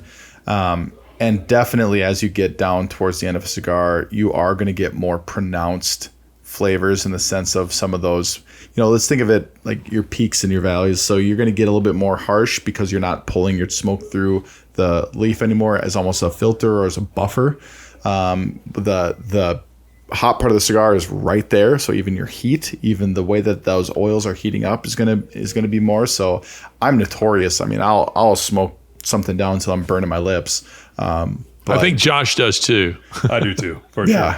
But you're touching on one of the great things about cigars too, is that the character does change throughout the smoke. So you light it up, and I do the same thing: first third, second third. You light it up. But from when you start to when you finish, you're almost smoking a totally different cigar, and it's really interesting. I got to sit down with one of those candelas that you're smoking right there, and I was just sitting down at a lake and just nice afternoon day, and I just wanted to have a cigarette to dig into, and I grabbed that one, and that cigar changes so much. You called it a cigarette. You did call it a cigarette? Did I really? Yeah. Did you smoke cigarettes? No. I never knew you. This is the first time I've ever heard you call it a cigarette. I don't know why. I had cigarettes in my head just because we were just talking about them, I guess. But no, sat down with that cigar, and the profile of that cigar really changed from start to finish. Yeah. This cigar right here, and again, I'm hardly an expert, but I have been spoiled in that my first cigar was a Cuban Monte Cristo. And that's something that a lot of people don't understand, by the way, is they'll say, oh, you can get Cohibas here. Nope, you can't. You do get something that is labeled Cohiba, right, but it's not the same as Cohiba out of Cuba. And that's because the Cubans don't have standing in the world court. And the result is it's kind of a rogue nation. They have tried to sue American manufacturers of Cohiba, Romeo and Julieta, those who carry the same name as those in Cuba, but they don't get anywhere with that because they don't have any legal standing. So the result is it's kind of like there's Ferrari that's manufactured in Italy, and then there's some company in the U.S. called Ferrari that makes something fairly comparable, but it's not exactly the same thing. But I find this cigar right here, I've smoked this one, and I'm kind of a 2/3 guy. I smoke the first and the second third. The final third, I find it starts to change in a way with any cigar. It's just a little bit too bitter for me. But this is a smooth smoke right here. It's a quality draw, and that comes back to the way they roll them. That I think, just again, speaking as a novice, observing what they do, somehow in that rolling process, they can get that just right, because we've all had that cigar that is a garbage cigar because it feels like you're just pulling air through a paper towel tube. I mean, there's no draw, or it feels so tight that you can hardly keep it lit and you can hardly pull anything through it. And these pull, just exactly right. Well, that speaks to our factory. Lewis takes it personally. And here's the thing, they're all hand rolled. So there are going to be differences. There are going to be inherent, like when our factory, Lewis talks about them rolling 400 cigars a day. The chances of one of those having something slightly wrong with it, yeah, it happens. But so Lewis takes it personally when those leave the factory, but also, everything is draw tested. So when they're in the filler and binder, they're put into a machine that actually pulls air through it, and they can see the pressure that it takes to pull that. So they know if it's rolled too tight or if it's rolled too loose. And so that's some of the quality that comes out of that factory, is that they just have such an eye for detail, and just along the way, making sure that it's visually inspected, a dozen times along the way too. I mean, they take that very seriously. It happens, so tell us. I mean, to have some imperfections. I mean, we've had. That's always gonna happen. Yeah, I mean, we've had some of our cigars that are rolled too tight, or, they just, it's hand rolled. I mean, so that happens. You can buy a Davidoff that has that. Mm-hmm. Mm-hmm. Yeah, absolutely. I've had Behikes that were rolled too tight or not tight enough. But tell us about the ones that you actually offer. Yeah, so we have 5 blends, and in order of strength, that's how we'll usually orient them on a shelf or orient them in a package that we send it out. We've got our Hamilton Candela, we've got our Franklin Connecticut, we've got our Signature Dual Wrap, we've got our Douglas Habano, and our Roosevelt Maduro. And those are, like I said, in order of strength. And I alluded to it earlier, but the two biggest misconceptions is that they're either all presidents or they're all founding fathers, and they're not. We looked at throughout Americans' history, there were individuals that helped shape this nation into what it is today, that they didn't come from the same background, they weren't the same person, they weren't the same skin color, and so there was just that immutable characteristic of an American to help move this country forward. And so we have just an endless amount of people from history to pull from now as we kind of develop these cigars. So we've got Franklin and Hamilton were more in that founding father vein, but neither of those guys were presidents. You've got Theodore Roosevelt, and then you have George Washington that were presidents, and then Frederick Douglass was the slave through an abolitionist. I mean, he was very instrumental, reverend, orator, all that too. So we wanted to pay respect to some of the key people in American history. As I recall, Clinton liked cigars, but we won't go there. What is the strongest of your cigars? Probably the Habano. You think Douglas? So speaking of the strength of the cigars, and so we go back to that word approachable. Yeah. And we wanted to make these cigars approachable. So none of our cigars are overpowering. So our strongest cigars are not going to be overpowering at all to someone who smokes a lot. But the design by that is that anyone can pick up our Maduro or our Habano and not have a bad experience with it. If your first cigar is going to be a Behike, you may never have another cigar, right? That might be Or the aging room. That may ruin your experience if you go straight to the strong cigar. So ours kind of tend toward medium. So we kind of go, Connecticut maybe a little medium minus on the milder side, and then the Habano and Maduro on the stronger side.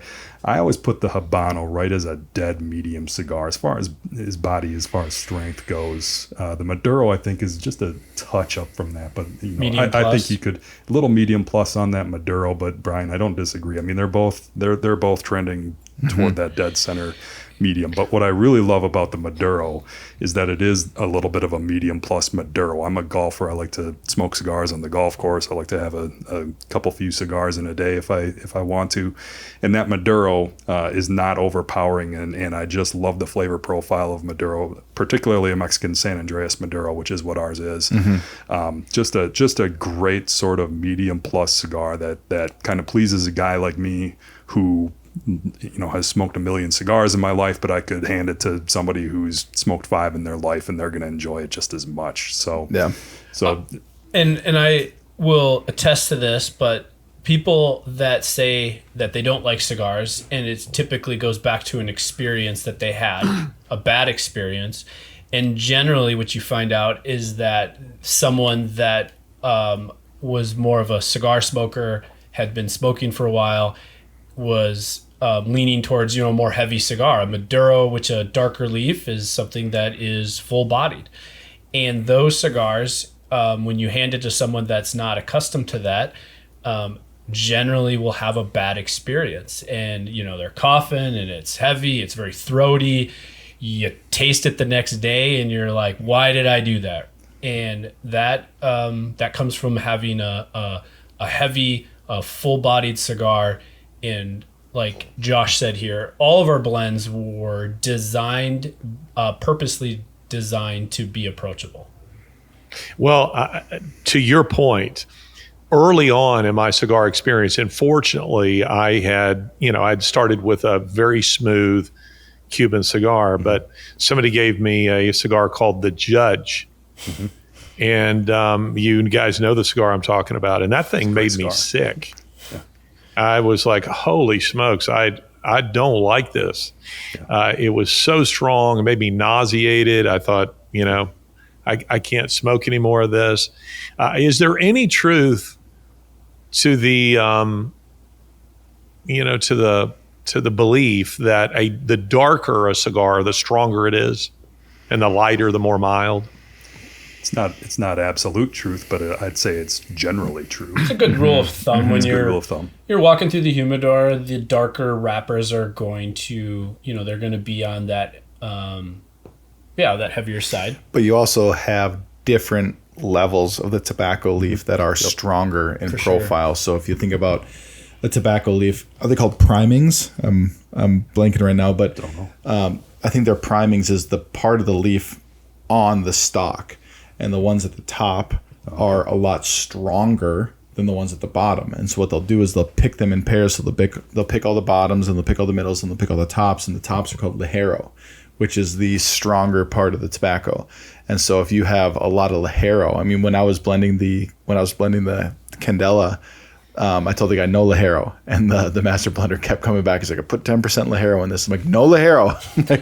I don't want Ligero in this one. He's like, you gotta have Ligero. Well, you're not gonna have body. He was getting like anxious that I was taking the Ligero out of it, but yeah. So before you guys started your company, for serious cigar smokers who might be listening to us, give them an idea of what was your favorite cigar. That'll kind of give them a clue as to what it is that you're actually making. What was your favorite cigar that's not your cigar?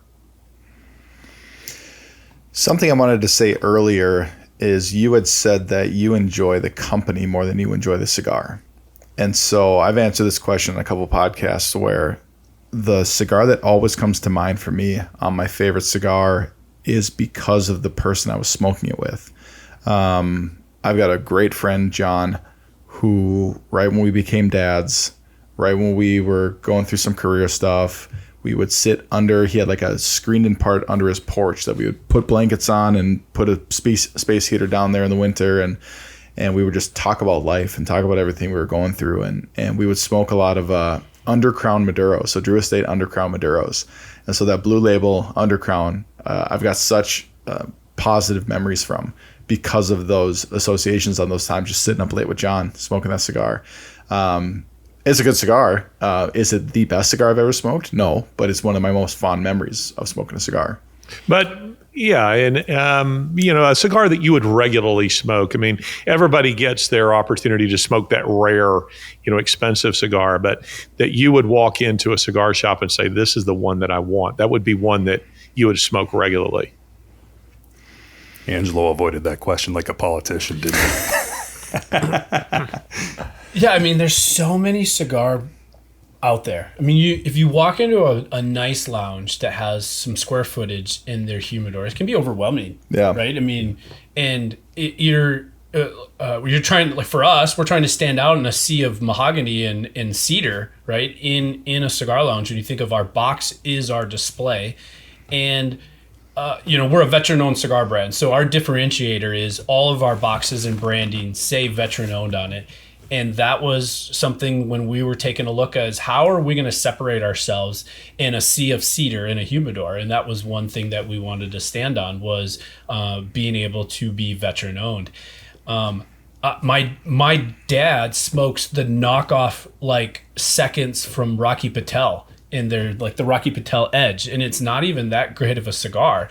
And but I have so many good experiences and conversations over a Rocky Patel Edge with my dad smoking on the deck overlooking our lake, their lake property up north. And so I would say that, that would be the cigar that, previous to starting this business and being immersed in the industry now and having my own, economically, it makes more sense for me just to smoke my own. In fact, these guys, they've been trying to get me to smoke other people's cigars, and I'm just like, now I'm holding every other cigar that I've ever smoked now to ours. And because I have such an emotional attachment to our own cigars now, I'm like, this as well you sucks. should. Yeah. I'm like, oh, this is gross. Why am I smoking this cigar? And then, of course, you want to expand your palate and blah, blah, blah, blah, blah. But I'm like, can I just smoke our On his deployment, I sent him with a giant case. Hundreds. Like 300 to 400 cigars that I had crowdsourced at a trade show from I had 2 bundles from Ernesto, and expensive, I had nice. one from every one of Oscar. You guys shot a video Oscar. too, because in July every year, then the Premium Cigar Association holds their annual conference. And attracts hundreds of thousands, not hundreds of thousands, but thousands of shop owners across the country. This is where it's a retail shop. This is where the brands release and launch their new stuff. So it's in July, and these guys, and so Jake and Angelo and Josh are going around the show being like, Brian's deployed. We're trying to put together a care package, and they shot a really cool video too of every brand owner, principal in the industry is giving me kind of hey, thanks for doing it. Thanks for serving, keeping us safe, and, enjoy these cigars. So yeah, they sent me 300-400. And when he comes back, I go, oh, I'm thinking he's going to come back with refined palate notes. He understands the industry. He's like, the way that I think about it, I'm like, oh, what'd you think of those? He's like, yeah, I gave away all those and I just smoked ours. And I was just like, hated every one of them.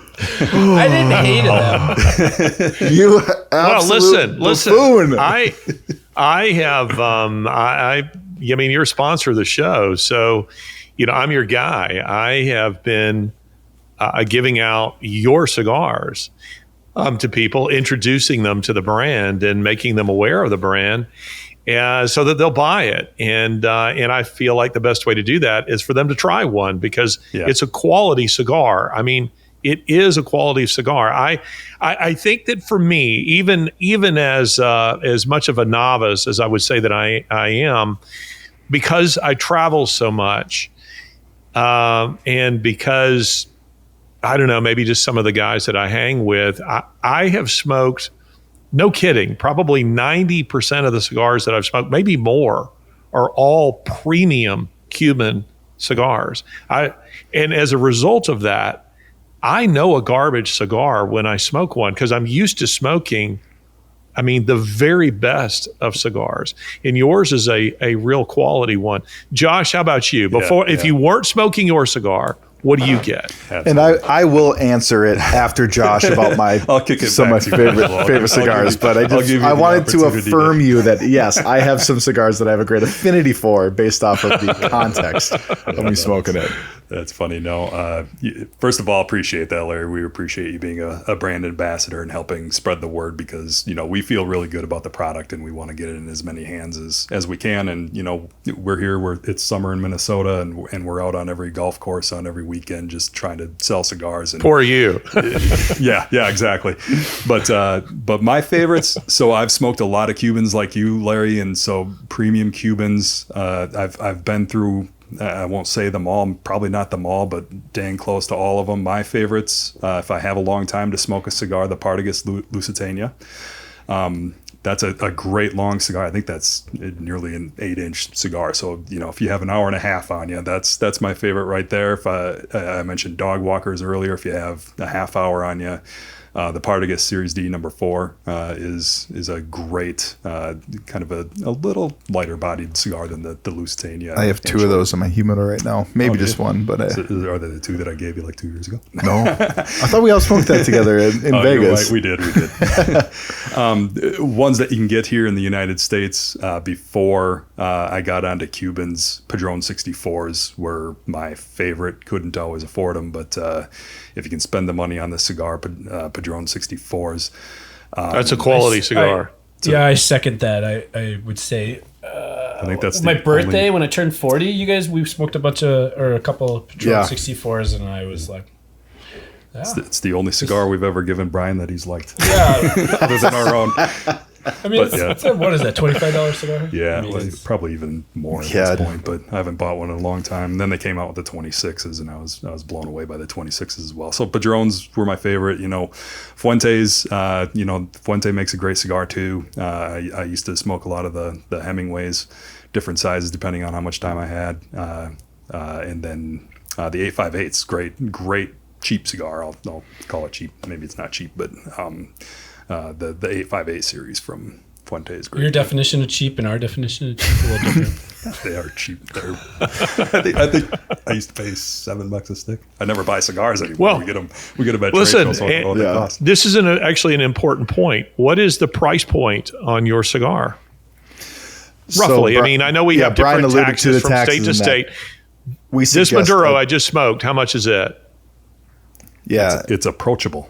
yeah. So I mean, there's two different answers to that. We suggest that our stores, and I feel like I have to provide context. We do something that is not as common in the cigar industry, where we sell on our website.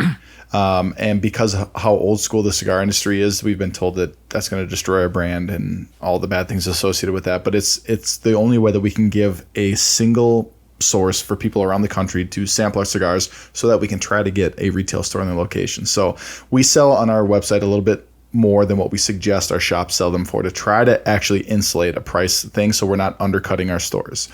So you'll buy them for $12 on our website, and we suggest $10 to $11 in the stores, brick and mortar. So you'll see it around there. Then your mileage may vary based on your taxes. Yeah, we're at $10. Yeah, and that's a quality cigar that you can get at that price point. Angelo, now you are going to answer the question. Yeah, I've been smoking a lot of Dunbarton Tobacco and Trust recently. So the first cigar in a long time that I bought a box of was their Pulpetta. So it's a 4x48, and I think it's a short filler. So it's the trimmings of all their premium cigars, and that cigar is fantastic. I smoked it at Perfect Ash, and I came back and I was like, "Give me a box of that, whatever it is, give me a box of that." So that cigar is great. Also, their what is their? They've got their blue, Brulee Blue. The Dunbarton Brulee Blue is their Connecticut, and it's a little bit smaller of a ring gauge, and it's fantastic.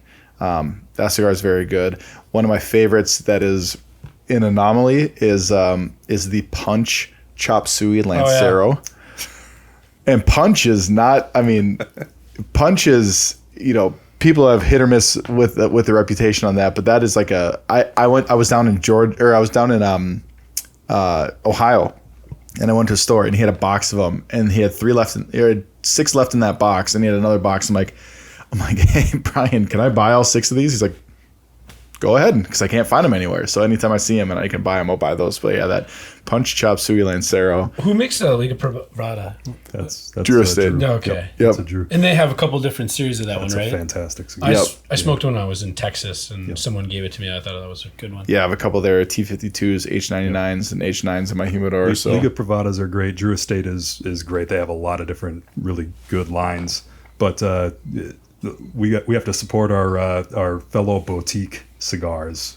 That's true. Do you guys have a favorite boutique cigar? So a small brand that Stolen Thrones. Stolen Throne. I really like Stolen Thrones. They're out in Virginia. on the East Coast, on the Virginia. Jake introduced us to Stolen Thrones, and I like the crew, the guys. Their story is really cool too. yeah.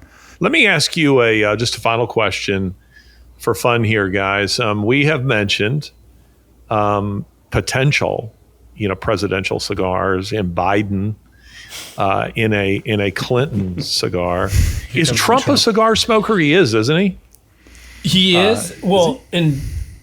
So we alluded to, we've started some businesses. We actually copy and pasted our business model from a coffee company that we started called, well, I won't name them. Yeah. But we're all familiar with Black Rifle Coffee and their presence, right? And military-owned veteran, their marketing approach. They IPO'd for like $1.3 billion. And the rumor, and I personally know like Matt Best and Evan Hafer and these guys, and that Donald Trump Jr. tweeted back in the day something about Black Rifle Coffee and like just up, right? As far as their social presence. And so we had like an indirect in with Donald Trump Jr., didn't we? And we wanted to we have a laser machine where we do acrylic custom lids in-house in our warehouse here, where we can package together a really, really nice, we could make, ideas have consequences, put your brand on an acrylic lid with a really nice V cutter that has mahogany veneer finish and a Zippo lighter on it. And we do these for a lot of charity partnerships that we have. We do these for corporate partnerships. And we've done this for like John Daly. We went to a PGA and we put John Daly's Heart of the Lion charity on there. Yep. And so we thought about sending Donald Trump Jr. A custom box with I don't know, something because he's got a couple of media things that he's involved with that we were gonna put on the lid. Yeah, I mean, we've talked about. It'd be great to do a Trump, some type of I don't know. I mean, my wife was just telling me we're both politically aligned, and my wife she ran for school board against the very left school district that we're in, and she was saying something about Trump doing something. I don't know. I think I've seen him, and I might be mistaken, but you're talking about, Josh in particular is talking about, smoking a cigar on the golf course. I think that I've seen Trump smoking a cigar on the golf course. And he seems like he would be a cigar smoker. I don't think he got much to lose in trying something like that with him. Guys, the next time we do this, we need to have you down here. We will take you to the gun range here, where we can shoot full auto. That'll be a little fun, and we can sit out on the porch overlooking the beautiful lake from my porch. That would be a lot of fun, and we got to do it in Dominican Republic. We got to go to the source. We got to talk to the guys who are putting it all together. I've enjoyed your cigar. I appreciate you sending me some samples that I can try myself and share with some of the guests that we have on the show, introducing them to your brand. I like what you guys are about. I like you. And how can people find you? Tell them once again where people can find your cigars and get your products. Yeah, our website, like Josh said earlier in the show, is founderscigarco.com. I would first say go to your local shop, go to your local lounge, ask for Founders. Yep. Because the best way for us to get on the shelf in a local shop or lounge, your preferred place to purchase cigars, is to have consumers walk in and ask for us. Yep. And I would say 4 years ago, the shop owner would be like, who? What? Who's that? Founders? What are you talking about, right? And I would say that's less common now. We've built a good reputation, but with still, there's 4,000 or 5,000 premium shops in the country, and we're in 100, less than 100. Yeah. So we've got a long way to go before we're Davidoff, but they're a $2 billion cigar brand. But I'd say go into your shop, ask for us. They don't carry us. You say you should order them. They're my favorite cigar. The second best way to get us is on our website, so founderscigarco.com. And I do believe we have a promo code that you could use, Larry. So at checkout, you just put Larry in the coupon and you'll get a discount on your order. I think you could just put founderscigarco.com coupon/Larry. That will get you there as well. And yeah, so check out our website. We have all of our product pages are designed. We have our legacy blends from that earlier factory. We still sell. The only place to get them is online now. They've been aging in our humidor for several years. And then the new stuff just went live on the website here around 4th of July. We gave shops a year to bring the new blends in to their shop, into their humidor, before we put them online. And then there are some dedicated product pages where you can learn about our blends, what's in them, what are the tasting notes that we've had some master what's the word for a cigar? Sommelier. Yeah, so there's some sommeliers that have provided tasting notes that will that's on our pages on under the cigar tab on our homepage. Listen, we want to encourage everybody who's listening to us to buy your product, Founders Cigars. Look them up and buy from them. This is a small company. How can you not like these guys? They're ideologically aligned with who we are. We're looking at what's happening with, I'm guessing you guys are not enforcing DEI at Founders Cigar Company. I'm guessing that's not happening there. Well, we brought in a banker. Does that count? Well, I really want to encourage people to support small companies and, conservative companies that are about the things that we love about this country. And so go to their website, buy their product, go into some of the cigar shops and ask for their product. If you can't get it there, then you can find it on their website. But guys, it's been great to have you on. I've learned a lot. I could talk cigars all day long. It just fascinates me. And you've educated me and you've educated the audience. Thanks for coming on. Yeah, thanks for having us. This was great. Yeah, thank you, Larry. Really appreciate it, Larry. All right, guys. Y'all take care. You too. You too.